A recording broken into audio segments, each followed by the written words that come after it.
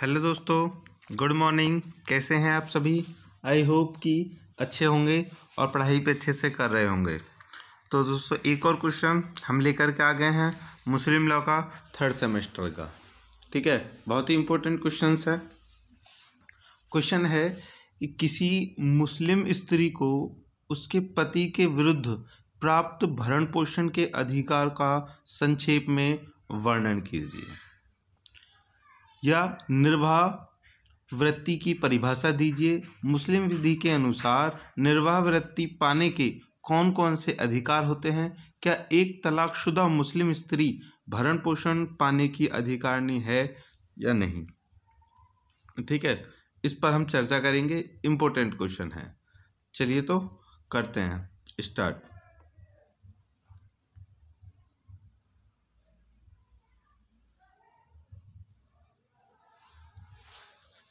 निर्वाह वृत्ति। निर्वाह वृत्ति या भरण पोषण का अर्थ है जो एक व्यक्ति अपने परिवार पर खर्च करता है। भरण पोषण 3 बातों की ओर संकेत करता है। मतलब कि एक परिवार जो अपने एक व्यक्ति जो अपने परिवार के ऊपर खर्च करता है उसको कह लेते हैं हम निर्वाह वृत्ति या फिर भरण पोषण। ठीक है, ये 3 चीज़ों की तरफ मेन इशारे हैं जो वो करता है। मतलब 3 चीज़ों से मेन जुड़ा हुआ है। नंबर 1 भोजन, कपड़ा और निवास स्थान। कह सकते हैं रोटी, कपड़ा और मकान। ठीक है, रोटी, कपड़ा और मकान। इस प्रकार निर्वाह वृत्ति भरण पोषण का तात्पर्य व्यक्ति के भोजन, रहने का स्थान तथा कपड़े इत्यादि पर किया गया खर्च है। भरण पोषण की मात्रा और शर्तों पर विवाह के समय ही सहमति और निपटान किया जाना है। यदि पति उसके साथ बुरा व्यवहार या मारपीट करता है तो ऐसे में उसे अपने पति से अलग रहने का अधिकार है। मतलब कि इस प्रकार निर्वाह वृत्ति बच्चों भरण पोषण का तात्पर्य व्यक्ति के भोजन, रहने का तथा स्थान और कपड़े इत्यादि पर किया गया खर्च है। बस इतना ध्यान रखिए। वही चीज़ रिपीट है। मैं रोटी, कपड़ा और मकान का अरेंजमेंट करने में कोई अगर खर्च करता है तो वो क्या है? निर्वाह वृत्ति हम उसको कह सकते हैं। अब इसमें भरण पोषण की मात्रा और शर्तों पर विवाह के समय ही सहमति और निपटान किया जाना चाहिए। मतलब कि भरण पोषण की कितनी मात्रा है और कितनी क्या क्या कंडीशन है, कितना दिया जाना चाहिए। वक्त के विवाह के समय ही सहमति करनी चाहिए और इसी बात का वहीं पर निपटान किया जाना चाहिए। यदि उसके बाद में पति के और पत्नी के बीच में अनबन रहती है, ठीक है, किसी कारणवश उनके विचार नहीं मिलते हैं या फिर पति मारपीट करता है, उसके साथ में बुरा व्यवहार करता है, तो इसमें पति से अलग रहने का अधिकार पत्नी को मिल जाता है और वह पति के खिलाफ भरण पोषण का दावा करने की भी अधिकारी है। तो इस कंडीशन में क्या है? वह पति के खिलाफ अपने भरण पोषण का दावा करने के अधिकारी है, क्योंकि सबसे पहले उसके खिलाफ दावा करेगी कि मैं अलग रहूंगी और मुझे अलग मेरा जो भी खर्चा है वो चाहिए। ठीक है, और वह पति के खिलाफ भरण पोषण का दावा करने की भी अधिकारी है। और यह ध्यान दिया जाना चाहिए कि पति की देनदारी केवल इद्दत की अवधि के दौरान भरण पोषण का दावा कर सकती है, इससे आगे नहीं। अब इसमें इम्पोर्टेंट क्या है कि जो कि इद्दत का जो समय चलता है, ठीक है, इद्दत का तो कोई व्यक्ति हमने पहले भी पढ़ा है इद्दत क्या है। जब कोई तलाक होने के बाद में जो 4 महीने और कुछ समय का जो पीरियड काल होता है उसको समय होता है, केवल उस समय के बीच में ही इस जो अवधि है उसी के दौरान ही वह भरण पोषण का दावा कर सकती है। अगर उसकी इद्दत की अवधि पूरी हो गई तो उसके बाद में वो नहीं, क्योंकि इद्दत की अवधि के बाद में वो किसी और के साथ शादी करने के लिए क्या हो जाता है? वैध हो जाती है। ठीक है, अब है कि भरण पोषण के दावे की आवश्यकताएं क्या हैं? देखिए, भरण पोषण का दावा करने के लिए सामान्य नियम निम्नलिखित हैं। ठीक है, सिंपल से नियम है, देख लेते हैं। नंबर 1, भरण पोषण का दावा वही व्यक्ति कर सकता है जिसकी अपनी कोई निजी संपत्ति न हो। दूसरा, भरण पोषण का दावा पत्नी अपने पति से इद्दत काल में कर सकती है, इद्दत काल के दौरान कर सकती है। ठीक है। अब मुस्लिम विधि के अनुसार निम्नलिखित व्यक्ति निर्वाह वृत्ति पाने के अधिकारी होते हैं।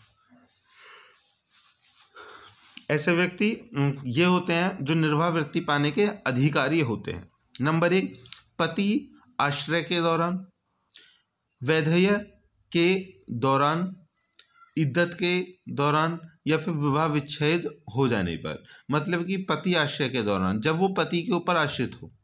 दूसरा ये विधवापन, मतलब कि उसका पति खत्म हो गया हो उस समय, या फिर तीसरा कि जब इद्दत का समय चल रहा हो, या फिर चौथा विवाह विच्छेद तलाक हो जाने पर। ठीक है। ये 4 कारण हैं। अगर 4 कंडीशन होती हैं तो वह भरण पोषण का दावा कर सकती है, उसके पाने की हकदार है। ठीक है दोस्तों, चलिए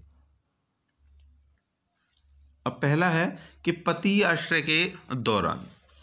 देखिए, पति अपनी पति का जब तक पत्नी उसकी आज्ञा का पालन करे और उसमें श्रद्धा रखे निर्वाह करने के लिए बाह्य है, बशर्ते कि उसका इंतजार करने का कारण तुरंत देय मुअज्जल मेहर का भुगतान करना न हो। वह अपनी उचित भरण पोषण के लिए दंड प्रक्रिया संहिता की धारा 125 के अंतर्गत वाद दायर कर सकती है, चाहे वह अपना निर्वाह अपनी संपत्ति से करे सकती है, या तो भी उसका निर्वाह भरण पोषण का अधिकार बना रहता है। ठीक है। मतलब कि देखो, अपनी पति जो है अपनी पत्नी का, जब तक पत्नी उसकी आज्ञा का पालन कर रही है और उसमें श्रद्धा रख रही है और उसकी बातों को मान रही है, उसके अकॉर्डिंग चल रही है, ठीक है, तो तब तक वो क्या है, पति के ऊपर आश्रित है। आश्रित होता है डिपेंड, ठीक है, निर्भर होना, उस पर निर्भर है। ठीक है।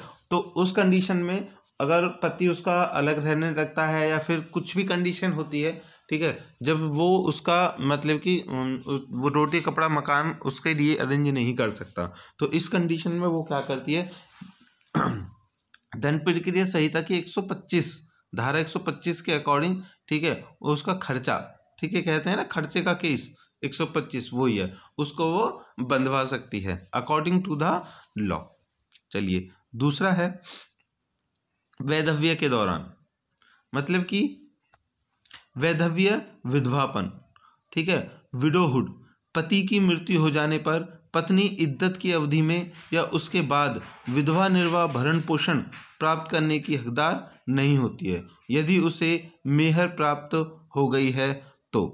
देखो यहाँ पर क्या है कि विधवापन मतलब पति मर गया, ठीक है, पति मर गया, उसके बाद से, ठीक है, उसके बाद से अगर पति मर गया लेकिन उस जो इद्दत काल का टाइम है उसके बाद में, ठीक है, उसकी कोई भी अवधि नहीं होती कि वो उसको ले, उसकी अवधि होती है केवल इद्दत काल तक। अब है, या फिर उसमें कोई मेहर का कोई वो नहीं हो, अगर सपोज दैट के वो जो स्थगित वाली जो मेहर है उसमें उसकी कुछ धनराशि बच रही है तो मृत्यु होने के बाद में उसको धनराशि वो मिल जाएगी, धनराशि मिल जाएगी तो फिर एक्स्ट्रा कुछ नहीं मिलेगा, उसको उसी में भरण पोषण करना पड़ेगा। ठीक है। अगर स्थगित वाली उसके पास में नहीं है मेहर, कोई भी वो नहीं है उसके पास में आश्रय, ठीक है, उस समय वो कर सकती है। चलिए, तीसरा है इद्दत के दौरान। मुस्लिम विधि के अनुसार पत्नी निम्नलिखित अवस्थाओं में भी इद्दत काल में निर्वाह वृत्ति पाने की अधिकारिणी होती है, मतलब खर्चा पानी मांगने की अधिकारिणी होती है। कब? नंबर 1, जब पति ने संभोग के बाद विवाह विच्छेद किया हो। दूसरा है जब पत्नी को समागम से पहले ही तलाक दिया गया हो, वह तलाक की सूचना पाने के समय तक भरण पोषण पाने की हकदार होती है। विधवा को इद्दत काल में निर्वाह वृत्ति को पाने का अधिकार नहीं होता है। अब देखिए कि मुस्लिम विधि के अनुसार, ठीक है, ये अवस्थाएं होती है। सबसे पहली बात तो ये कि जब पति ने संभोग के बाद में विवाह विच्छेद कर लिया हो, ठीक है, तो उस कंडीशन में जब विवाह विच्छेद कर लिया हो संभोग के बाद, इंटीमेट होने के बाद में कर लिया हो, तो तब उसको यहाँ पर जो निर्वाह वृत्ति है उसको पाने की बिल्कुल हकदार वो है।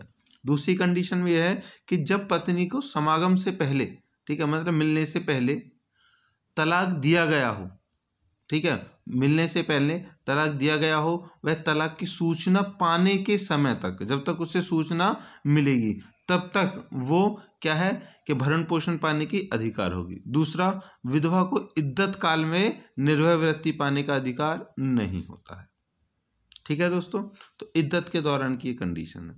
चलिए आगे है, क्या एक तलाकशुदा मुस्लिम स्त्री भरण पोषण पाने का अधिकारिणी है? जैसे अभी कहा गया था मुस्लिम को तो इद्दत काल में भी नहीं है, विधवा को, तो क्या है उसके बारे में देख लेते हैं। मुस्लिम विधि के अंतर्गत ऐसी स्त्री जिसका विवाह विच्छेद हो गया हो अपने पूर्व पति से इद्दत काल तक के लिए भरण पोषण पाने की अधिकारिणी है, लेकिन इस इद्दत काल के बाद पत्नी को भरण पोषण का अधिकार नहीं है। मुस्लिम विधि के अलावा भरण पोषण पाने का अधिकार पत्नी को दंड प्रक्रिया संहिता की धारा 125 के अंतर्गत भी मिलता है। ठीक है बच्चों, समझ में आ गया? मतलब कि अगर जिसका विवाह विच्छेद हो गया हो तलाक होने के बाद में, ठीक है, या फिर इद्दत के बाद में, इन दोनों कंडीशनों में किसी भी महिला को नहीं है अधिकार किसका? भरण पोषण का, मतलब कि खर्चे का। अब मोहम्मद अहमद बनाम शाहबानो बेगम AIR 1985 में शाहबानो बेगम जो एक तलाकशुदा स्त्री थी, उसने धारा 125 के अंतर्गत भरण पोषण हेतु आवेदन पेश किया। सन 1975 में पति ने पत्नी को उसके वैवाहिक घर से निकाल दिया। इसके बाद कुछ साल बाद पत्नी ने 1978 में पति के खिलाफ धारा 125 के अंतर्गत आवेदन पेश किया। इसके कुछ महीने बाद पति ने पत्नी को मजिस्ट्रेट प्रथम श्रेणी के सामने तलाक दे दिया। पति का कहना था कि पत्नी तलाक के बाद उसकी पत्नी नहीं रही, अतः उसे भरण पोषण का भरण पोषण देने का कोई अधिकार नहीं है। मजिस्ट्रेट ने पति को 25 रुपये हर महीने भरण पोषण देने का निर्णय लिया, जो मध्य प्रदेश उच्च न्यायालय ने पुनरीक्षण याचिका के आधार पर बढ़ाकर 179 रुपये किया, मासिक कर दिया। उसके विरुद्ध पति ने विशेष अनुमति प्राप्त करके सुप्रीम कोर्ट में अपील की सुप्रीम कोर्ट ने निर्णय दिया कि धारा 125 फर्स्ट के स्पष्टीकरण के उपखंड 6 के द्वारा पत्नी के अंतर्गत तलाकशुदा स्त्री जिसने पुनर्विवाह नहीं किया है उसके अंतर्गत शामिल है। अतः ऐसी तलाकशुदा पत्नी जिसने पुनर्विवाह नहीं किया है इद्दत की अवधि के बाद भी अपने पूर्व पति से भरण पोषण प्राप्त करने की हकदार है। धारा 125 वास्तव में धैर्य धर्मनिरपेक्ष है और मुस्लिम महिला भी इसके क्षेत्राधिकार के अंतर्गत आती है। तो इस बात से स्पष्ट हो जाती है दोस्तों कि इद्दत काल के बाद और विधवा होने के मतलब इद्दत काल के बाद में या फिर तलाक के बाद में अगर पत्नी जिससे पहले मतलब कि उसका विवाह विच्छेद हुआ है या फिर इद्दत काल से पहले जिसके कारण इद्दत काल हुआ है मतलब कि विवाह खत्म हुआ, उससे पहले अगर उसी पति के बाद में कोई और उसने शादी नहीं की है तो वह हकदार रहेगी अपना क्या ये जो खर्चा है उसके लिए। 125 यही आपको बताता है। मतलब कि पत्नी का तलाक हो गया, जैसे A और B है, इनका हो गया तलाक। तलाक के बाद पत्नी के बाद में होगा इसका इद्दत काल, ठीक है, इद्दत काल चलेगा, ये कंडीशन हो गई। लेकिन उसके बाद में ये तलाक भी हो गया और इद्दत काल भी हो गई। अब इसकी शादी आगे नहीं हुई है, ठीक है, शादी आगे नहीं हुई है, ये इस पति के बाद में किसी और से शादी नहीं करना चाहती है, अपने आप से ठान लिया कि नहीं मैं नहीं करूंगी शादी, उसने मुझे छोड़ा है कोई बात नहीं मैं नहीं छोड़ूंगी उसे, तलाक दे दिया कोई बात नहीं, उसके बाद किसी और से शादी नहीं करेंगी। तो अब पहला जो पति है उसी का ये कर्तव्य बनेगा कि उसकी जब तक आजीवन वो रहेगी उसका वो भरण पोषण करेगा। 125 के तहत ये निर्णय है। ठीक है दोस्तों, चलिए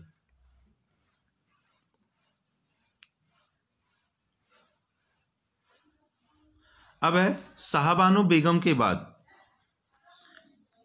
साहबानो बेगम के बाद में दिए गए सभी निर्णय की कट्टर मुसलमानों ने बड़ी आलोचना की और कहा कि यह निर्णय उनके धर्म के प्रतिकूल है।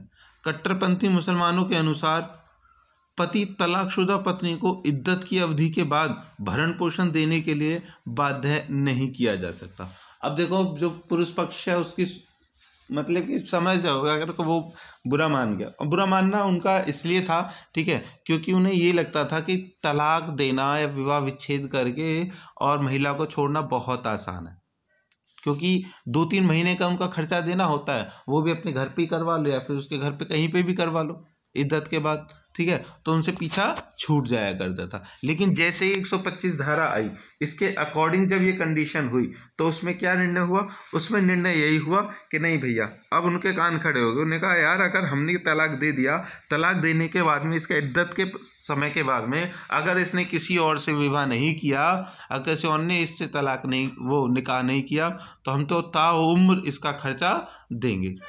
तो ये एक कंडीशन बन गई, ठीक है। और इसी वजह से जो मुसलमान जो कट्टरपंथी थे, कट्टर थे, ठीक है, उनको इस बात का बहुत बुरा लगा। क्या आप लोग इस बात को बुरा मानते हैं या सही मानते हैं धारा 125 के नियम को? कमेंट करके जरूर हमें बताएं, ठीक है। मैं तो इसके बिल्कुल, मुझे अच्छा लगा, बहुत ही अच्छी बात है, ऐसा ही होना चाहिए। उसके बाद है भारतीय संसद ने सभी निर्णय के प्रभाव को समाप्त करने के लिए इस विषय पर मुस्लिम विधि को स्पष्ट करने के लिए सन 1986 में मुस्लिम महिला विवाह विच्छेद पर अधिकार का संरक्षण अधिनियम पारित किया, जिसकी धारा 3 के अनुसार पूर्व पति केवल तलाकशुदा पत्नी को उसकी इद्दत की अवधि तक भरण पोषण देने के लिए बाध्य है, इद्दत काल के बाद नहीं, ठीक है। अब देखिए, इसमें एक कंडीशन फिर उन्होंने बनी, संशोधन कर दिया गया, ठीक है, आधिकारिक संरक्षण हुआ। उसमें कहा गया कि तलाकशुदा जो पत्नी है, ठीक है, केवल उसकी तलाकशुदा जो पत्नी है उसको इद्दत की अवधि तक भरण पोषण देने के लिए बाध्य है, इद्दत काल के बाद नहीं, ठीक है। वही है ना भाई, पुरुष बाहुल्य ये समाज है, ठीक है, उसने उस बात को विरोध किया और उन्होंने इस बात को मान लिया। लेकिन कोई बात नहीं, ठीक है, जो भी कंडीशन, जो रूल हैं वो तो रूल हैं। चलिए,